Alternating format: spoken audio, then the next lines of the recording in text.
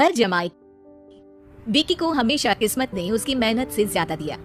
पैदा हुआ एक बड़े घर में, मुंह में चांदी की चम्मच लेकर, और शादी भी की एक उससे भी बड़े घर में, सोने की चम्मच मुंह में लेकर। उसे मेहनत करने का शौक नहीं था, एक शौक था, वो भी घटिया शायरी करने का। उसकी हर बात शायराना ही होती थी।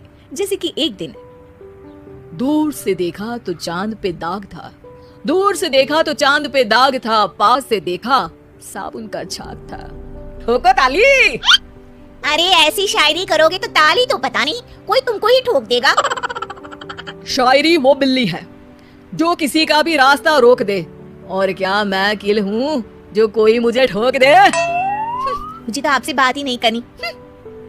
मैं निकला था गाड़ी लेके, लेकिन दौड़ के जा रहा हूँ। मेरी शायरी कोई नहीं सुनता, मैं घर छोड़ के जा रहा हूँ।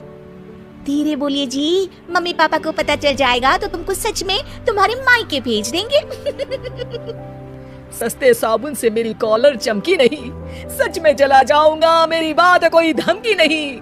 अगर शायरी ही सुनानी है तो सुनाओ, लेकिन कोई काम धंधा भी तो करो। मेरे पिताजी के पास बहुत पैसा है, तो घर जमाई बन के खा रहे हो, और कल जा रहे हो ना अपने मायके, तो आज ही चले जाओ मेरी बला से।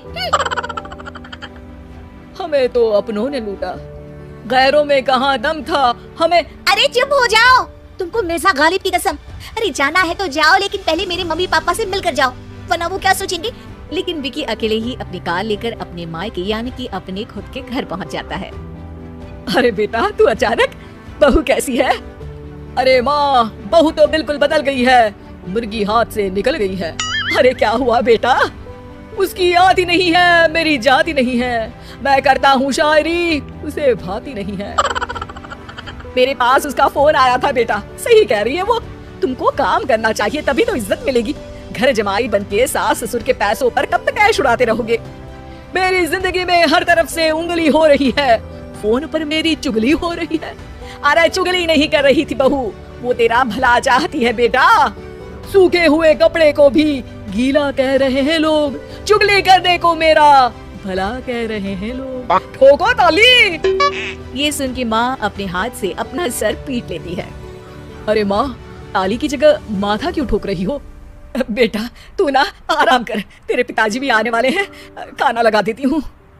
विकी अपने घर भी दिन भर टीवी देखता है, तरह तरह का खाना खाता है, दोपहर तक सोता है, चाय पीता है, वीडियो गेम खेलता है, बस काम करने नहीं जाता। घर में नौकर चाकर है तो बिस्तर से हिलने तक की जरूरत नहीं पड़ती। कई बार तो विकी अपने नौकरों को बिठाकर शायरी सुनाता रहता। कब जाओगे बेटा? अरे कैसी बात कर रहे हैं डैडी, क्या आप मेरे फादर नहीं?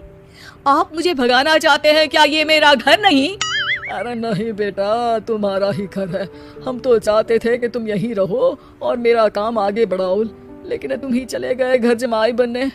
अरे मेहनत तो गधे भी करते हैं, मैं अच्छी किस्मत लेके पैदा हुआ हूँ, मैं घर जमाई हूँ, ससुराल का फूल गेंदा हुआ हूँ। ठोको ताली। पिताजी और माँ सच में ताली बजा देते हैं। ऐसा पहली बार होता है जब विकी की शायरी पर किसी ने ताली बजाई हो। अरे आप लोग सच में ताली बजा रहे हैं? हाँ हाँ बेटा, तुम्हारे ससुर का फोन आया था, बोला जब तक घर जमाई जी कोई काम ना करने लगे हमारे यहाँ मत भेजना। अब तू तो काम करने से रहा और तुझे रहना भी है हमारे घर में ही, करेगा भी शायरी ही, और बार बार ठोको ताली बोलेगा तो आदत डाल ही लेते हैं ताली ठोकने की। विकी उसी वक्त खड़ा होता है और बहुत गुस्से में सीधे ससुराल के लिए निकल जाता है। फिर से आ गए? लेकिन सुमन को देखते ही विकी पिघल जाता है। अब सुमन, आई एम सॉरी, आज से ना मैं सिर्फ शायरी ही नहीं बल्कि काम भी करूंगा। तुम अपने ऑफिस में बात कर लेना, कोई भी मेहनत का काम कर लूंगा। मैं घर जमाई बन के रहूंगा, लेकिन काम करूंगा और इज्जत से रहूंगा। मतलब सिर्फ तुम नहीं आए हो, तुम्हारे साथ तुम्हें अकल भी आ गई है। मैं अपने कारखाने का मैनेजर बनाता हूँ तुमको, कल से मेरे साथ चलना वहाँ। थैंक यू ससुर जी। थैंक यू से काम नहीं चलेगा, एक शायरी सुनानी पड़ेगी। जरूर जरूर। ससुर के पास पैसा होते भी मेहनत जिसको भाई है, वही सच्चा दामाद है, वही अच्छा घर जमाई है। ठोको ताली।